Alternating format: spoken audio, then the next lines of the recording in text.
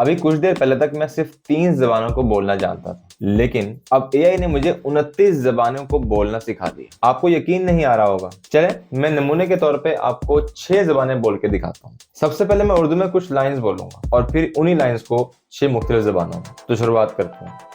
Artificial intelligence सीखने के बाद अब वक्त है दुनिया को अपना टैलेंट दिखाने का। मैं तो तैयार हूँ, क्या आप तैयार हैं? After learning artificial intelligence, now is the time to show the world your talent. I am ready. Are you ready? Nach dem Erlernen von künstlicher Intelligenz ist es jetzt an der Zeit, die Welt mit deinem Talent zu zeigen. Ich bin bereit, bist du es auch? Yapay zeka öğrendikten sonra şimdi dünyaya yeteneklerimi gösterme zamanı.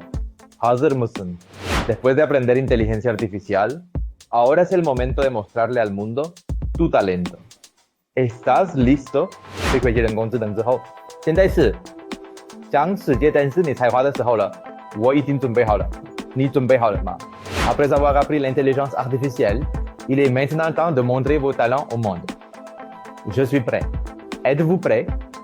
ये सब कैसे होता है, ये मैं आपको अगली video में सिखाऊंगा। मेरे चैनल को सब्सक्राइब करना मत भूलिएगा, वरना YouTube आपको अगली वीडियो दिखाना भूल जाएगा। Thank you.